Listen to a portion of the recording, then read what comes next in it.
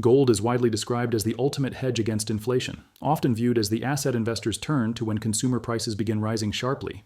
However, real-world market behavior shows that gold's performance has frequently diverged from that traditional narrative. Instead of moving in a consistent, predictable relationship with inflation, gold prices have often followed a more complex and sometimes counterintuitive path. One of the clearest examples occurred during the inflation surge of 2022. That year, inflation reached multi-decade highs, drawing significant attention from policymakers, economists, and financial markets. Conventional expectations might suggest that gold would have risen strongly during this period, as investors sought protection from rapidly increasing consumer prices. Yet gold prices spent much of 2022 moving sideways or even lower.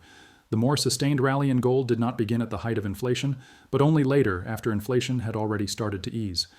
This sequence highlights a pattern that challenges the widely held assumption that gold responds directly and immediately to rising consumer prices. This inconsistency is not unique to 2022.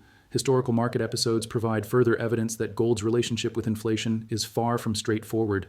During the late 1980s, periods of rising inflation were accompanied by gold declining rather than appreciating. In contrast, gold rallied during the early 2000s, a time when inflation was relatively low. Then, through much of the 2010s, gold prices fell again despite stable price growth and the absence of major inflation shocks. These examples taken together suggest that inflation alone has not consistently explained gold's long-term price movements. Such historical behavior raises important questions about what gold is truly responding to in the broader economic environment. If gold does not rise reliably during inflation spikes, then it may be influenced by other monetary forces beyond consumer price indices. The evidence points toward the idea that gold is often more sensitive to broader monetary conditions rather than to inflation readings alone. Research examining gold's relationship with inflation, compared with other monetary indicators, has found a stronger long-term connection between gold prices and money supply growth than between gold and CPI measures.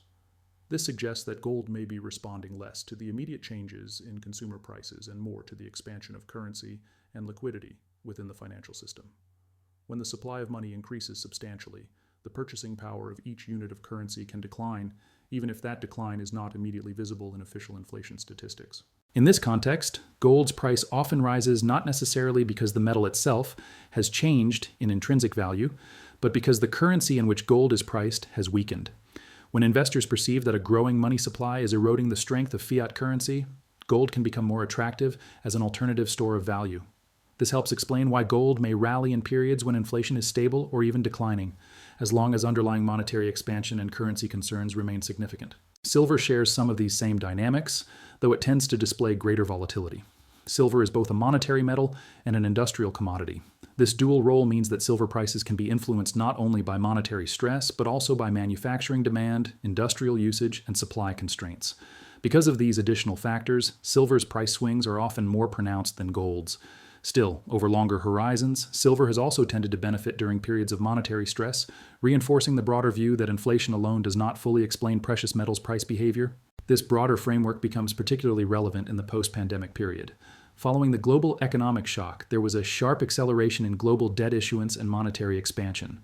Governments financed unprecedented fiscal responses to support economies, while central banks expanded their balance sheets at a historic pace. This combination represented one of the most significant periods of policy intervention in modern financial history. Although policy tightened later, the structural legacy of that period remains. Higher debt burdens became embedded in national balance sheets, persistent deficits continued to shape fiscal outlooks, and political constraints emerged around the possibility of sustained monetary restraint. These conditions create an environment in which markets may again focus less on short-term inflation data and more on longer-term monetary and fiscal pressures. It is within this setting that what markets often describe as the debasement trade has reemerged. This term refers to the perception that currency value may be eroded over time when fiscal pressures become too large and monetary expansion becomes difficult to reverse. When investors believe that rising debt and deficits may eventually limit central bank independence, confidence in fiat currencies can weaken. Gold and silver have historically tended to benefit in such environments. One reason is that they are not liabilities of any government. Unlike fiat currency, precious metals cannot be created through policy decisions or expanded at will in response to fiscal needs. This quality often leads investors to view gold and silver as potential safeguards during periods when confidence in monetary discipline declines. The renewed discussion of the debasement trade underscores the broader point raised by gold's historical inflation behavior. Gold has not consistently acted as a simple inflation hedge tied directly to consumer price levels. Instead, the metal's price appears to be more closely linked to broader monetary conditions, currency expansion, and investor perceptions of long-term fiscal and monetary stability. As markets continue to assess the lasting impact of post-pandemic debt issuance and monetary growth, the role of gold and silver is once again being viewed through this wider lens. The story is less about inflation headlines alone, and more about deeper confidence in the purchasing power of currencies and the long-term constraints facing monetary authorities.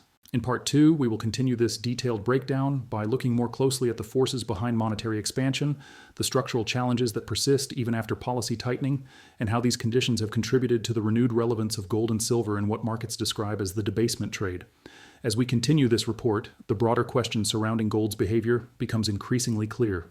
The long-standing belief that gold automatically rises in response to inflation has not consistently matched real market outcomes. Instead, the historical record shows that gold's movements have often diverged from consumer price trends. This has led researchers and market observers to focus on a different explanation, one rooted not directly in inflation readings, but in wider monetary conditions and currency dynamics. Evidence suggests that gold is often responding less to official inflation statistics and more to the overall expansion of money supply within the financial system. Research examining the relationship between gold and inflation compared with gold and currency growth finds that gold has shown a stronger long-term linkage to money supply expansion than to consumer price index measurements. This distinction is important because it highlights that the forces shaping gold prices may operate beyond what is immediately reflected in inflation reports. When the supply of money increases, each unit of currency can lose purchasing power over time. This erosion may not always appear instantly in official inflation figures, but it can still affect investor confidence in the strength of fiat currencies. In such circumstances, gold's rising price often reflects not a sudden transformation in the value of the metal itself, but rather a weakening in the currency used to price it. Gold becomes more expensive in nominal terms because the currency's purchasing power is declining.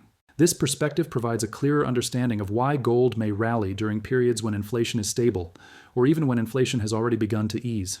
If monetary expansion and currency concerns remain present, gold can continue benefiting as investors view it as a store of value outside the direct control of policymakers. The metal's role in financial markets is therefore tied not solely to inflation outcomes, but to deeper assessments of monetary credibility and the long-term value of currency. Silver shares elements of this dynamic, though its price behavior tends to be more volatile. Like gold, silver has monetary characteristics, but it also functions as an industrial metal, with manufacturing demand playing a role in its market performance. This dual nature means that silver prices can be influenced by factors beyond monetary conditions, including industrial supply constraints and shifts in manufacturing activity. However, over longer horizons, silver has also tended to benefit during periods of monetary stress, supporting the view that broader monetary forces matter more than inflation alone in explaining precious metals' price action. These themes have become especially relevant in the post-pandemic environment. In the period following the global economic shock, there was a sharp acceleration in global debt issuance alongside rapid monetary expansion. Governments financed unprecedented fiscal responses while central banks expanded their balance sheets at a historic pace. This combination represented one of the most significant policy interventions in modern economic history. Although policy later tightened, the structural legacy of that period remains evident. Higher debt burdens became deeply embedded across economies, persistent fiscal deficits continued to shape long-term outlooks, and political realities introduced constraints on the possibility of sustained monetary restraint. Even as central banks attempted to tighten policy, the broader conditions created by this expansion left lasting effects on market confidence and fiscal sustainability. It is within this context that financial markets have revisited what is often described as the debasement trade. This term refers to the environment in which investors believe that currency value may erode over time due to ongoing fiscal pressures and the limitations placed on monetary authorities. When debt burdens grow and deficits persist, concerns can emerge that central banks may face challenges maintaining independence or sustaining restrictive policies over the long term. When investors perceive that fiscal demands could ultimately constrain central bank decision-making, confidence in fiat currencies can weaken. In such environments, gold and silver have historically tended to benefit, not because they respond mechanically to inflation, but because they are viewed as alternatives to government-issued currency. Precious metals are not liabilities of any government, and they cannot be created by policy decisions. Their supply cannot be expanded in the same way as fiat currency through monetary action. This characteristic has often supported gold and silver during times when markets question the durability of monetary discipline. The renewed interest in the debasement trade highlights once again that the relationship between inflation and precious metals is not as direct as commonly assumed. Instead, gold and silver prices appear more closely tied to the broader monetary environment, including currency expansion, debt burdens, and investor perceptions of long-term fiscal stability. As this report continues, these factors remain central to understanding why precious metals have regained attention in current financial discussions. The story is not defined solely by inflation readings, but by deeper confidence in currencies and the constraints shaping monetary authorities. In Part 2, we will continue this detailed breakdown by looking more closely at the forces behind monetary expansion, the structural challenges that persist even after policy tightening, and how these conditions have contributed to the renewed relevance of gold and silver in what markets describe as the debasement trade.